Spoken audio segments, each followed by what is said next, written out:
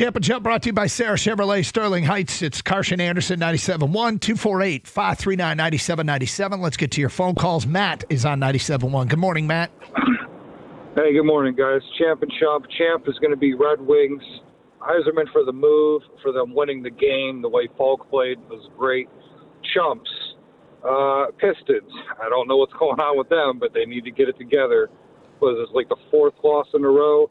And then the Lions, because, I know they don't listen to me, but receivers are a dime a dozen. I feel like we could have got Max Crosby if we shipped out a receiver like J-Mo and a couple picks, and we could have bolstered, got another edge rush paired with Aiden, which would have made this team better. So wait. Just to be clear, Matt, you would have sent J-Mo and 2 first-round picks for Max Crosby. I would have sent a first-round pick and probably another pick. I don't know which one, but I feel like Max Crosby was attainable for this team, but they don't want to spend to go get players. Brad Holmes thinks we're good. Well, understand it's not that they don't want to spend. They have a salary cap to work with. This isn't baseball. You can't just go willy-nilly with how much you're going to spend. They are constrained. True. So if your plan, if you were to trade Jamison Williams with that, then you take on Jamison Williams' dead cap money, which makes it even more prohibitive.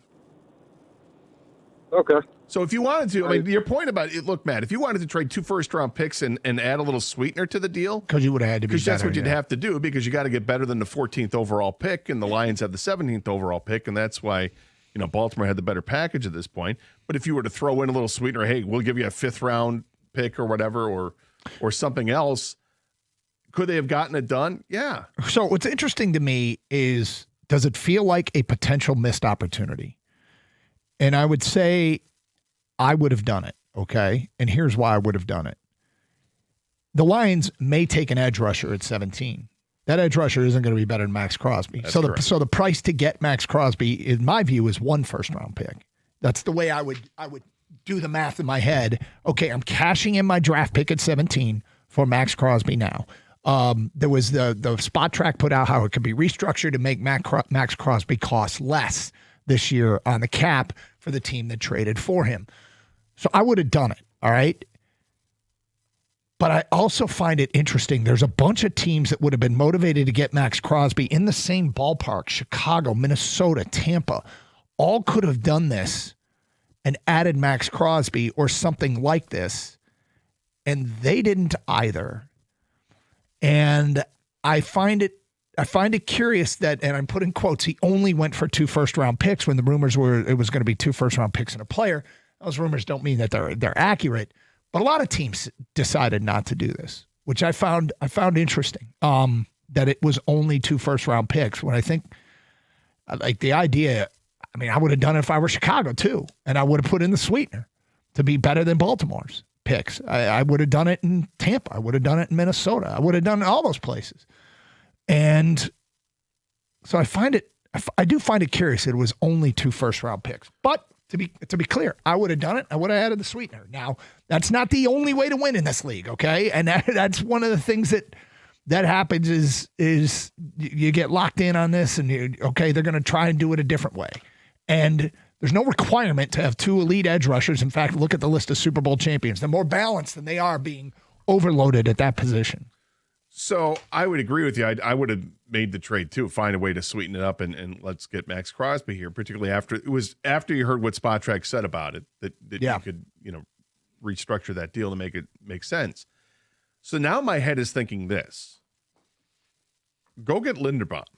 If it costs $22 million a year, and everybody's talking about this $19-20 million number and whatever it costs to make him the highest paid center, I don't care. You can afford it because you're not paying him $30 million a year, but you're going to pay him incrementally higher than 20. So if your bid comes in at 22 and it's the most, go ahead and do that because A, it doesn't cost you draft capital. 2, he's the best center available and one of the best centers in the NFL. And lastly, if you could structure the deal with Max Crosby, remember that when you give somebody a free agent contract like this, that first year isn't as painful against the cap as others are. So it shouldn't really prohibit you're cap spending too much in this offseason, even though you're going to give this guy over $20 million a year. That's what I want to do. Now, if they don't do it, am I going to be disappointed? I'll be disappointed if they don't get a center, period. But I feel like maybe I'm re-energized and thinking, yeah, they can. Go get this guy. So I will tell you, Justin Rogers from the Detroit Football Network did some really good reporting on how much money they can free up. And he wrote, quarterback Jared Goff has a $55 million base salary in 2026. The Lions could drop that all the way to the veterans minimum of $1.3 million, giving Goff the other $53.7 million up front as a bonus. For cap purposes, that bonus would then be divided evenly over the 4 remaining years on Goff's deal, freeing up $40.3 million. That means they can be a player if they get that done. And now it's just we wait. We wait to see what they're planning on doing. I think Linderbaum could be in play. 248-539-9797. I like the way you think. Scott, let's go to Bill in Madison Heights. You're next. Hi, Bill. Hi, guys. What's up? Yeah, I'm liking that idea about Linderbaum. Yeah, it's hopefully it's becoming a little more of a reality as time goes on. But my champ and chump is the champ is